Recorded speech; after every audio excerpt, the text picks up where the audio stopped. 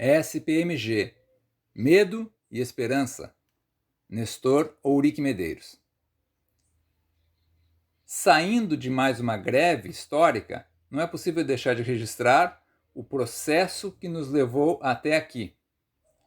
A história do nosso sindicato foi sempre pautada pelo medo e pela esperança, desde o seu surgimento, em 1988. É impossível não lembrar da primeira reunião, feita na sala do 22º Núcleo do CEPERS, na Galeria Dom Feliciano, em um domingo à tarde, quando eu, Tânia Ferreira, Luiz Antônio Modesto, Sandra Rosso e o Cezinha, César Espíndola, isso mesmo, 5 professores, dos quais 4 estavam com medo de perder o emprego. Afinal, naquela época, éramos seletistas aprovados em uma prova de seleção, mas sem a estabilidade que hoje temos com o plano de carreira. Muitos da nossa categoria nasceram depois do surgimento do sindicato. Portanto, talvez não entendam os sentimentos, as dúvidas, as angústias que permeavam nossos atos naquele período. Vivíamos no Brasil um período de efervescência política. Havíamos saído de uma cruel ditadura, 20 anos de repressão aos movimentos políticos, prisões, torturas e assassinatos, uma imprensa amordaçada pela censura. Em 1988, foram eleitos deputados federais para fazerem uma nova Constituição para um país que retomava o caminho democrático.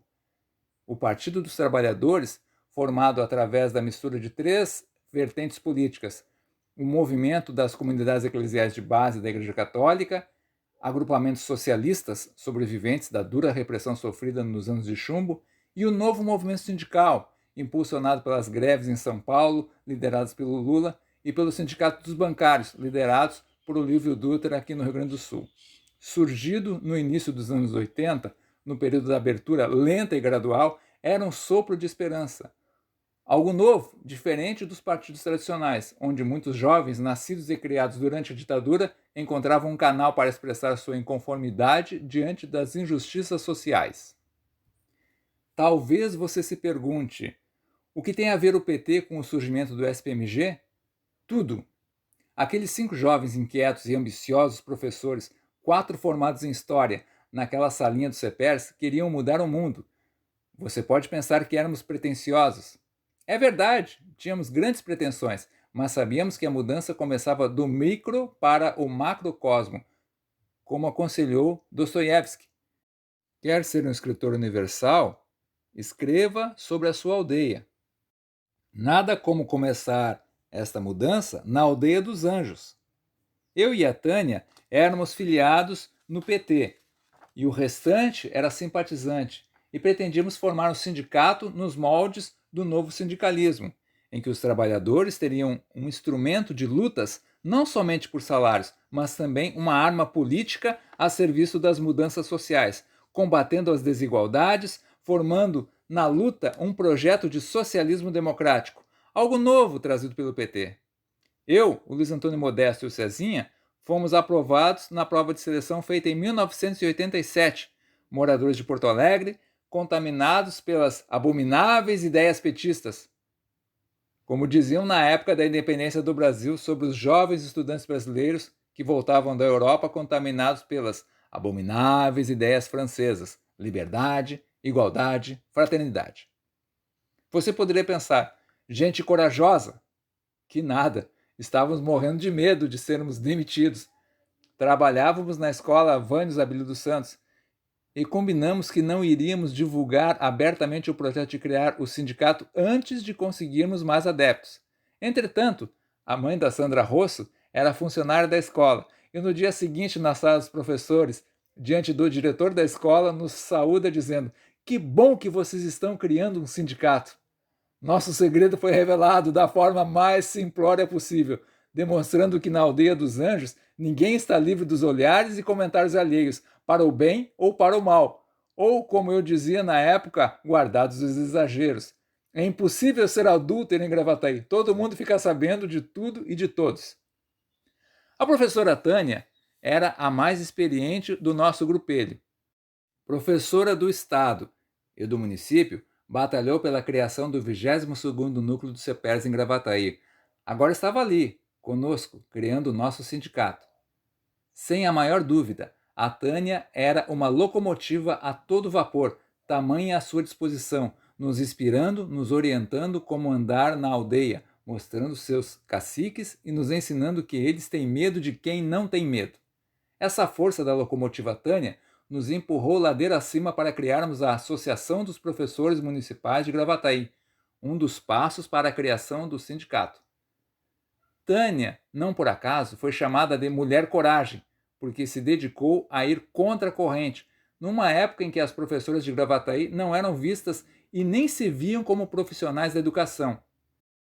Lembro, quando comecei a lecionar na escola Áurea Célia Barbosa, em 1987, quando uma colega duvidou que eu, por ser homem, ganhava o mesmo salário que ela.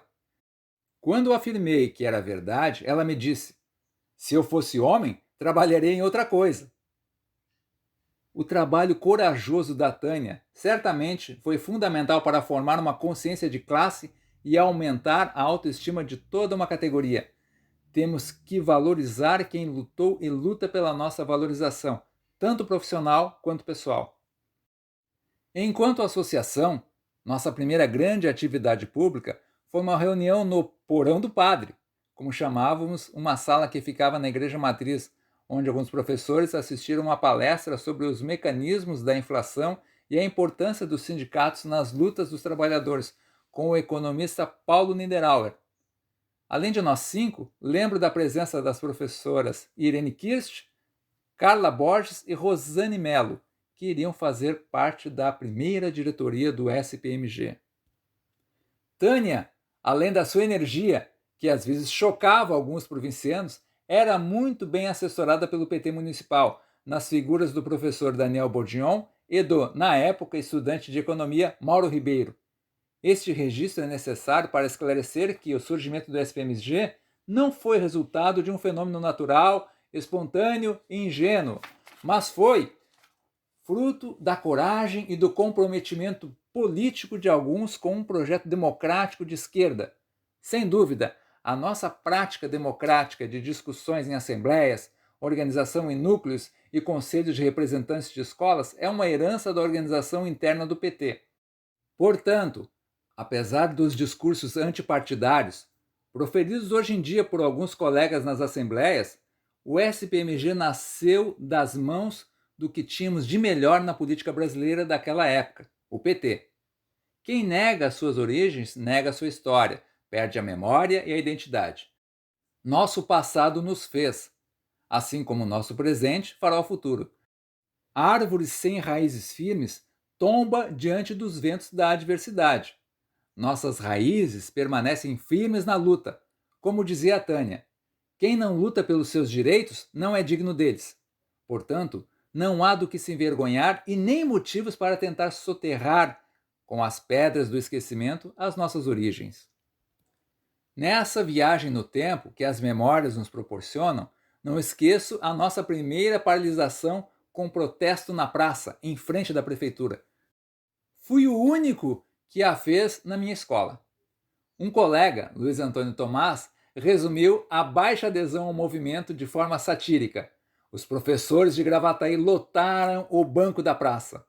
Essa frase resume o sentimento de temor da categoria, quando, com raras exceções, apenas os petistas de estrelinha na testa enfrentavam o governo Abílio. Também é bom lembrar que o governo do prefeito Abílio Alves dos Santos, que chegou a pagar os funcionários públicos com as famigeradas abilietas, vales que eram trocados na fila dos supermercados por dinheiro, numa situação humilhante para qualquer trabalhador. Negociar com o prefeito Abílio era algo teatral. Numa atitude de desprezo e indiferença, se recostava na cadeira, jogava a cabeça para trás, dobrava o pulso para fumar, lançando a fumaça para cima, deixando o ambiente nebuloso, como foi a sua administração, acusada de desviar verbas públicas. No final do governo Abílio, em 1988, coerentemente, os trabalhadores estavam revoltados, porque os salários estavam atrasados e nem sinal do 13º.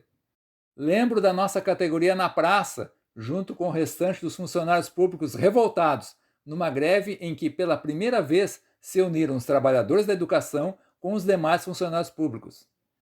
Chegamos a invadir a garagem da prefeitura, que ficava na ladeira ao lado do prédio da prefeitura, onde hoje é o centro administrativo, junto com o Polo Chinês, para esvaziar os pneus dos caminhões da prefeitura para que os motoristas não furassem a greve. No governo do prefeito José Mota, o nosso sindicato já estava formado. O Brasil vivia uma inflação astronômica. Parece que muitos esqueceram que, naqueles tempos, íamos no supermercado de manhã para as compras porque sabíamos que à tarde os preços teriam subido. Lembro que no governo do prefeito Mota, do PDT, nossa categoria teve que lutar para o sindicato ser reconhecido como nosso representante. Chegamos a fazer uma greve, onde o prefeito nos chamava de cabeças de repolho guiados pela Tânia, desrespeitando a nossa classe. Naquele período, invadimos a prefeitura e, pela primeira vez, passamos a noite no Paço Municipal, onde, para nos distrairmos, nos dividimos em dois grupos: os cabeças de repolho verde e os cabeças de repolho roxo.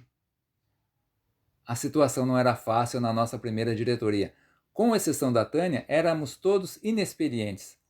Lembro que, diante de uma assembleia lotada no antigo salão da Igreja Matriz, após fazer uma fala tentando encorajar uma categoria temerosa, Tânia se virou para nós e disse: "É preciso que mais alguém se inscreva." E eu era o vice-presidente, e senti que ela estava falando para mim. Nunca havia feito uma intervenção em assembleia, mas, mesmo trêmulo, comecei a falar. Não me vinha nada na cabeça, a não ser dizer o que sentia.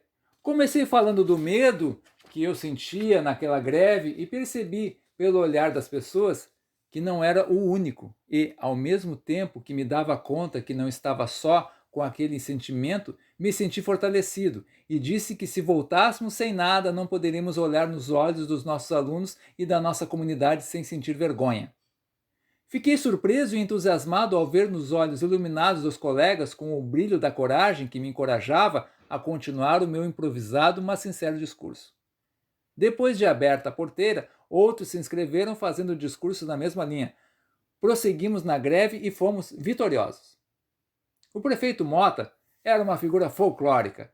Com seu jeito simples e bonachão, gostava de gabar-se que quebrou o protocolo ao receber o título de prefeito calçando tênis. Na verdade, o principal protocolo que o prefeito Mota quebrou foi quando rompeu uma tradição política em que o mesmo grupo se mantinha no poder. Um sapateiro chegou à prefeitura e seguiu a cartilha do PDT, em que seu maior líder, Leonel Brizola, defendia investimentos na construção de escolas. Afinal, quando governador do Rio Grande do Sul, Brizola criou as brizoletas, escolas de madeira espalhadas pelo estado, e, quando governador do Rio de Janeiro, fez os CIEPs. Mota liderou a administração que mais construiu escolas no nosso município, tornando a nossa rede a segunda maior do estado. Devido à inflação galopante que campeava por este país, fazíamos reuniões mensais com o prefeito, que às vezes saía com essa frase: "As percas das professoras é uma questão de menos." Foi no governo do prefeito Mota que houve a primeira eleição para a diretoria do sindicato. Resolvemos fazer um chá para comemorar, fazendo a posse da nova diretoria. Marcamos no salão do Clube Alvirrubro, que ficava no centro, em cima de uma loja. Imagine a cena: um salão organizado, mesas e cadeiras colocadas no lugar certo, com toalhas e caixas de salgadinhos colocados sobre uma mesa central e uma chuva caindo numa tarde fria de domingo. O resultado foi uma festa com pouquíssimas pessoas. Além da diretoria, compareceu o pessoal do PT, professor Salgado, professor Daniel, Mauro Ribeiro. Comemos os salgadinhos a semana inteira. Em 1989, não havia plano de carreira, éramos todos sedentistas e nem possuíamos assistência médica. Além disso, nossos salários eram menores que os salários do Estado, por incrível que pareça. Por isso, quando fui aprovado no concurso e chamado para assumir 2 nomeações de 20 horas no Estado, fui obrigado a deixar o município. Afinal, a estabilidade e o IP falaram mais alto. A Tânia, que possuía 20 horas no município e 20 horas no Estado, foi aprovada e chamada para assumir outras 20 horas no Estado, e ficou balançada para aceitar, o que a obrigaria a largar o município. O partido, mais uma vez a influência do PT nas nossas origens, A orientou que não aceitasse essa nova nomeação no Estado, porque avaliaram que seu trabalho no fortalecimento do sindicato era fundamental. A história provou que o partido estava correto, pois o papel de destaque ocupado pela Tânia nos primeiros anos do sindicato foi imensamente relevante, significando a diferença entre o crescimento da nossa entidade ou o seu desaparecimento. Não podemos desprezar a importância da vontade e dedicação de certas pessoas, como a Tânia, na transformação da realidade do nosso município. E, sem dúvida, o nosso sindicato ocupa até hoje o lugar de destaque no cenário político de Gravataí.